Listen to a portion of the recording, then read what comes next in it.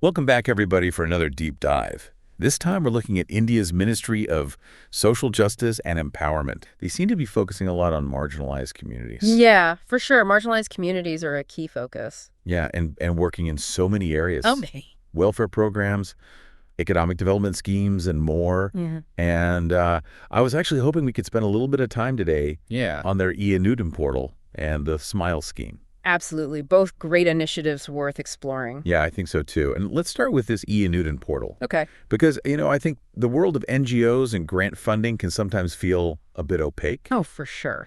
And I'm really curious to see how this portal is changing the game. It really has been transformative. Before EAnudaan, NGOs seeking grants from the MOSJE had to navigate a really cumbersome paper-based process. Oh, wow. Time-consuming, prone to delays, and lacked transparency. Yeah, that sounds really difficult to deal with. Definitely. So this new portal, I take it, has... It's streamlined the entire process. Okay. So entirely online. So you're saying now with EAnudaan, an NGO can submit their grant application track, its progress, receive feedback all in one place. Precisely. Wow. It's a one-stop shop for all their grant-related needs. Okay. Simplifying the experience for NGOs, but also bringing much-needed transparency and accountability to the funding process. So it's a win for the NGOs. Huge win. Especially, smaller ones that may not have the resources to navigate complicated bureaucratic processes. Well, exactly. But what about from the government's perspective? Yeah. It seems like managing a system like this could be quite complex.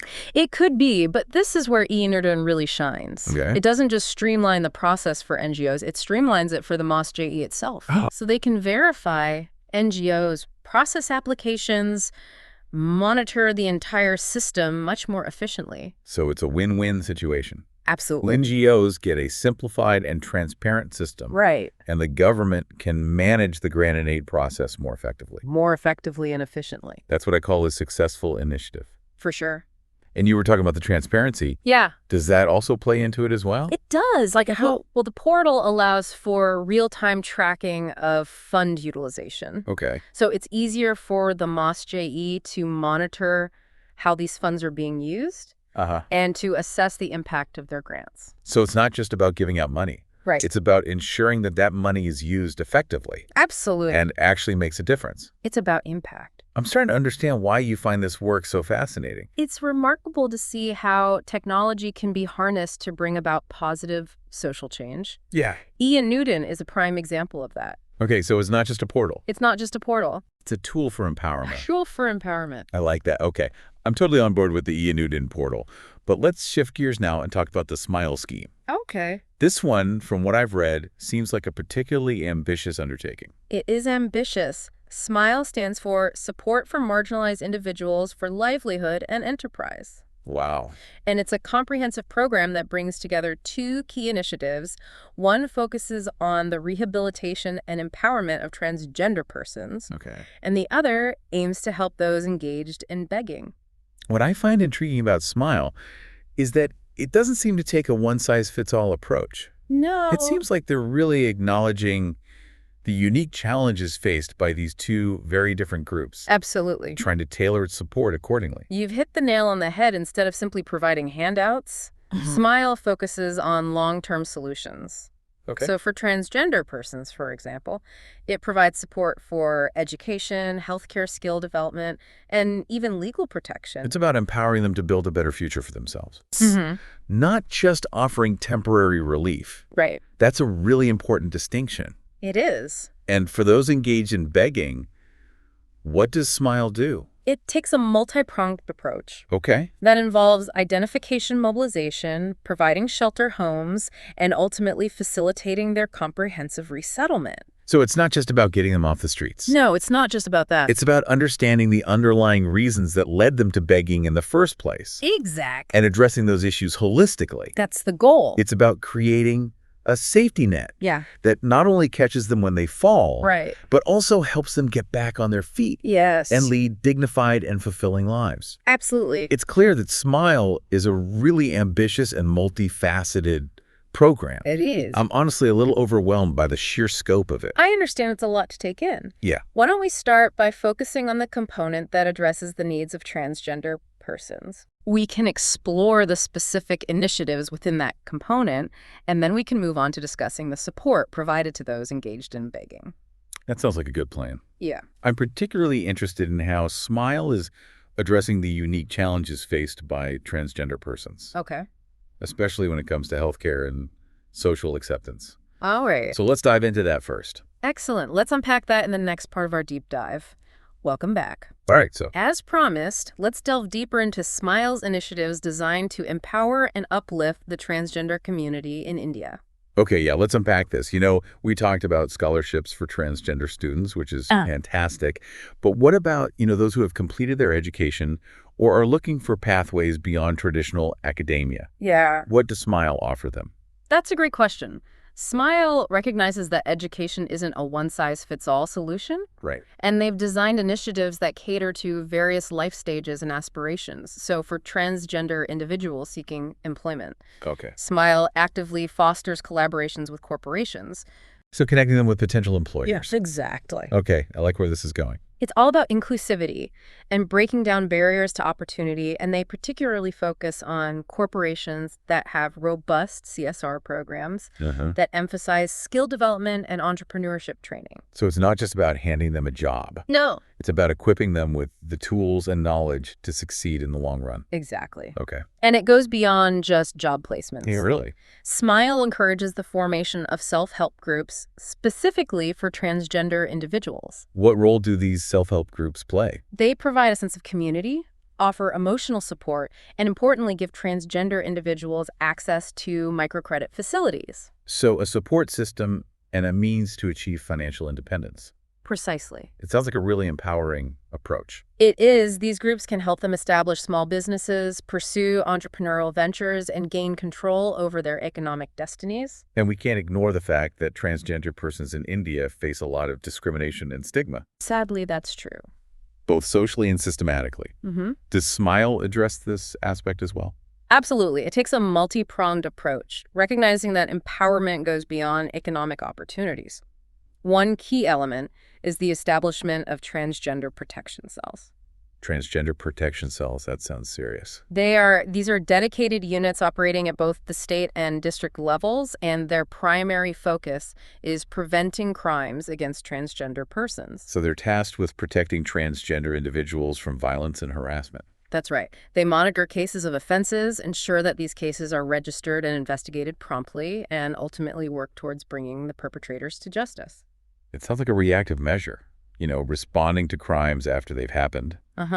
Does it involve any proactive steps to prevent such crimes in the first place? Absolutely. The transgender protection cells play a crucial role in raising awareness about transgender rights within communities and within law enforcement agencies. So it's about education and sensitization as much as it is about law enforcement. Yeah. Precisely.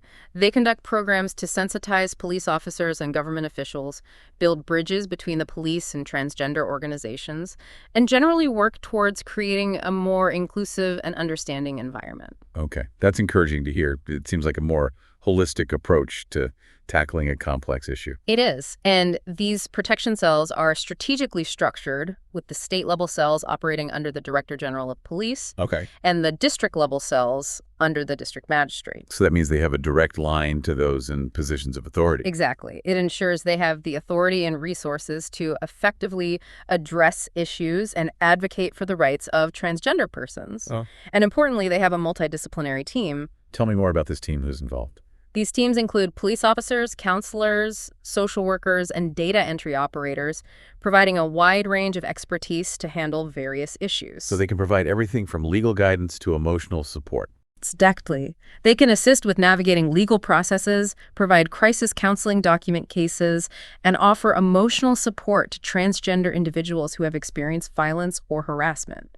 It sounds like they've really thought this through, creating a system that addresses both the immediate and long-term needs of transgender persons. They have, and they're integrated within existing systems. Oh, okay. How so? Well, these cells are physically located within police stations. Makes sense. Giving them direct access to resources and personnel. Yeah, that seems like a much more efficient way to ensure they can function effectively. Absolutely. And to ensure accountability, they submit reports to both the Ministry of Social Justice and Empowerment, and the Ministry of Home Affairs, Okay. providing updates on their work, the challenges they face, and the progress they've made. Transparency and accountability. Yes. Two essential elements of any successful initiative. Absolutely. And to make these protection cells even more effective, SMILE emphasizes training and sensitization programs, not just for the staff, but for police officers, government officials, and the wider community as well. It's about changing mindsets, not just enforcing laws. Precisely, creating a more inclusive and understanding society where transgender persons can live with dignity and without fear is the ultimate goal. Now, you mentioned healthcare earlier. Yes. And that's another crucial aspect that SMILE addresses. I'm really interested in that. I know that access to healthcare can be a major challenge for transgender persons, and I'm curious to hear how SMILE is tackling this issue. Well, SMILE acknowledges that the healthcare system often falls short in meeting the specific needs of transgender persons. Yeah. Sometimes even perpetuating stigma and discrimination. So to address this, Right. they've incorporated provisions for a comprehensive medical health coverage. Okay, so what does this coverage entail? Is it specifically for transgender individuals? It is, and it's designed to be truly inclusive. It covers hormone therapy, sex reassignment surgery, postoperative care, and any other medical procedures related to gender transition. So SMILE is essentially ensuring that transgender individuals have access to the healthcare they need to live authentically and comfortably in their own bodies. Exactly. It's about affirming their identities and providing them with the medical support they need to transition safely and effectively. That's a huge step forward in terms of recognizing and addressing the healthcare needs of transgender persons. But is there a catch? Is this coverage available to all transgender persons?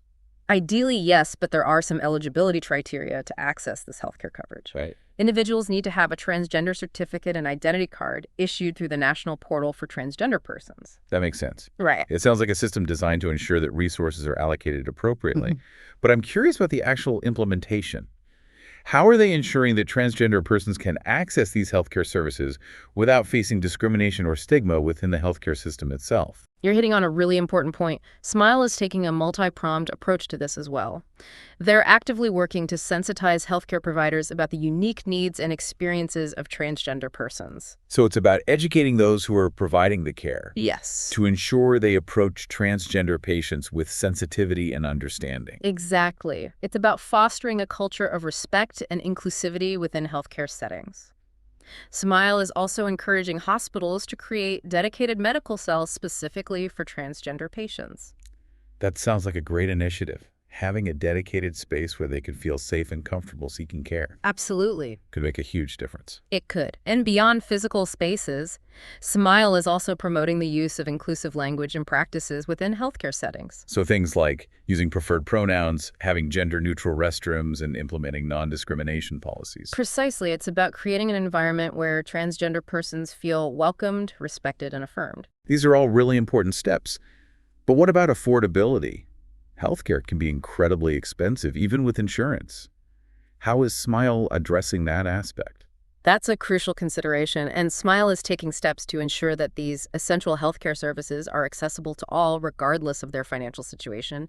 So they're actively pushing for the integration of this healthcare coverage with the Ayushman Bharat Yojana, which is India's national health insurance scheme. Now, that would be a game changer. It would. Having access to Ayushman Bharat Yojana would make a huge difference in terms of affordability and accessibility. Absolutely. And to ensure that everyone can benefit from this coverage, SMILE is also addressing the digital divide. The digital divide, what do you mean by that? Well, not everyone has access to the internet or feels comfortable navigating online systems, especially when it comes to something as personal as healthcare. Right. So SMILE is encouraging the establishment of helplines and call centers specifically for transgender persons. So those who may not be comfortable going online or may not have access to technology can still get the information and support they need Exactly. through more traditional channels. It's about meeting people where they are and making these services accessible to everyone, and to ensure the quality of healthcare provided is top-notch and meets international standards. SMILE is also promoting the development of comprehensive guidelines and standards of care for gender reaffirmation surgery. Okay, that's reassuring. To hear it ensures that transgender individuals are receiving safe and ethical care throughout their transition journey. Absolutely. And to further empower transgender individuals and give them a voice in shaping these healthcare policies. SMILE encourages their active participation in advisory committees and stakeholder consultations. So they're not just recipients of these services. No? They're actively involved in shaping them. Precisely. It's about ensuring their needs and perspectives are heard and incorporated into policy decisions. This is all truly impressive. It's clear that SMILE is taking a comprehensive and thoughtful approach to supporting the transgender community. It is. From education and employment to legal protection and healthcare, they're addressing a wide range of issues with sensitivity and a deep understanding of the challenges faced by transgender persons in India. You've summed it up perfectly. And what's truly commendable is their focus on long-term solutions, empowering transgender individuals to build fulfilling and independent lives. I completely agree. It's inspiring to see such a comprehensive and well-structured program designed to create lasting change. But let's not forget about the other half of SMILE, Yes. the component focused on helping those engaged in begging. Right. We've discussed the initial stages of survey mobilization and shelter homes. But what happens after that? How does SMILE help these individuals transition back into society and break free from the cycle of poverty? That's a great segue into the fourth and arguably most crucial stage of SMILE comprehensive resettlement. This phase focuses on equipping individuals with the skills and support they need to lead independent and dignified lives. Okay, so this is where the rubber meets the road. It's all well and good to provide temporary shelter and support. Right. But the real test is whether SMILE can truly help these individuals build a sustainable future for themselves. You're absolutely right, and that's exactly what comprehensive resettlement aims to do. It starts with addressing their immediate needs, ensuring they have access to healthcare, food, and a safe place to live, but it goes beyond that. Okay. SMILE recognizes that to truly break free from begging, individuals need to have sustainable livelihoods. That makes perfect sense. But how do they go about helping people who've been engaged in begging for perhaps a long-time transition to having a sustainable livelihood? It's a multifaceted approach that takes into account the individual's capabilities, interests, and aspirations. Okay. SMILE promotes skill development and vocational training programs tailored to meet those specific needs. They're encouraging partnerships with government-recognized training centers and even private companies to provide apprenticeships and job placements. So it's about giving them practical skills that can lead to real employment opportunities. Exactly. It's about equipping them with the tools they need to become self-sufficient and contribute to society in meaningful ways. That sounds incredibly promising. But what about those who may not be able to find traditional employment due to age, disability, or other factors? Does SMILE have any provisions for them? They absolutely do. SMILE understands that not everyone's path will be the same. They've incorporated provisions for alternative livelihood options, including promoting self-employment through the formation of self-help groups, providing microcredit facilities, and supporting the development of small businesses. So if someone isn't able to find traditional employment, they're supported in creating their own opportunity. Exactly. That's fantastic. It's about empowering them to be their own bosses and chart their own courses. And to further bolster these initiatives, SMILE places a strong emphasis on ongoing support and mentorship. Okay. They're partnering with NGOs and community organizations that can provide guidance, counseling, and even financial literacy training, helping individuals navigate the challenges of running a business. It sounds like SMILE is really committed to creating a robust support system rather than just offering a one-time intervention. That's exactly right. And they recognize that the journey back into society can be challenging. Yeah? That's why they encourage the involvement of families and local communities in the resettlement process. Having strong social connections and support networks is crucial for individuals to thrive and build stable lives. It's a reminder that we're all interconnected and that building a more just and equitable society requires a collective effort. Absolutely. And to ensure that this resettlement process is truly effective and sustainable, SMILE incorporates regular monitoring and follow-up, leveraging technology to track progress, collect data, and identify and address any challenges that arise. It sounds like they've really thought of everything. SMILE is clearly a very ambitious and comprehensive program, but let's not forget that it's still relatively new. What are some of the key considerations as it continues to evolve and expand its reach? That's a great question as SMILE moves forward. I think it's crucial to ensure that it remains adaptable and responsive to the ever-evolving needs of both transgender persons and those engaged in begging. Okay. This requires ongoing data collection, analysis, and feedback from the beneficiaries themselves. So a constant process of learning and adapting, Yeah. not just sticking to a rigid plan. Precisely. It's also vital to ensure that the program is implemented consistently and effectively across different states and regions. This will require strong collaboration between the central government, state governments, and local implementing agencies. It's a reminder that achieving social justice requires a collective effort with everyone working together towards a common goal. Exactly. And as SMILE expands, it will be crucial to prioritize capacity building and training for everyone involved in implementing the program, including social workers, counselors, healthcare providers, and government officials, equipping them with the knowledge, skills, and sensitivity to effectively support transgender persons. And those engaged in begging will be key to the program's success. It's about investing in the people who are on the front lines, making a real difference in the lives of others. Couldn't have said it better myself. But let's step back for a moment and consider the bigger picture. What does the success of SMILE ultimately hinge on? That's a profound question, and I think it boils down to a fundamental shift in societal attitudes and perceptions we need to move beyond stereotypes, prejudice, and discrimination to create a society that genuinely embraces diversity, inclusivity, and equal opportunity for all. It's a call to action for each of us to examine our own biases, to challenge the status quo, and to actively work towards creating a more just and compassionate world. It's been an incredibly insightful journey so far, exploring the complexities of SMILE and its potential impact. But I think it's time to turn the lens inward. What does all of this mean for us as individuals? How do we move beyond being informed observers to becoming active participants in this journey toward social justice? That's a perfect transition to the final part of our deep dive, where we'll explore just the role we each play in creating a more just and equitable world. Welcome back to our deep dive into the work of India's Ministry of Social Justice and Empowerment. We've covered a lot of ground, from that innovative EAnudaan Portal Yes, we have. to the really ambitious SMILE scheme. Such an interesting program. Yeah, and it's one thing to understand these initiatives on like a theoretical level, but it's quite another to grasp how we as individuals can actually contribute Right. to this larger movement towards social justice. Absolutely. And that's the key question, isn't it? Yeah, How do we move beyond being passive observers and become active agents of change? right. I Exactly. think it starts with awareness. Okay, so educate ourselves about the issues, the challenges, the systemic inequalities that exist. Exactly. We need to recognize these issues as a crucial first step towards dismantling them.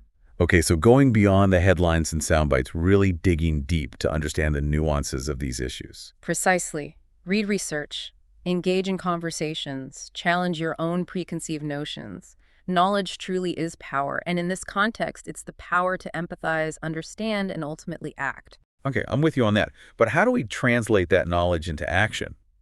Where do we even begin? That's where it gets exciting. There are countless ways to contribute, and it doesn't require grand gestures or sweeping changes. Start small. Start local. Okay. Volunteer your time at organizations that work with marginalized communities, support businesses owned by transgender individuals, advocate for inclusive policies in your workplace or educational institutions. Weaving inclusivity into the fabric of our daily lives, Exactly. making it a part of our routine. Yes, those seemingly small everyday choices and actions, when multiplied across a society, create a ripple effect leading to profound and lasting change. I like that. I find that incredibly empowering, knowing that we each have the capacity to make a difference no matter how small. It is.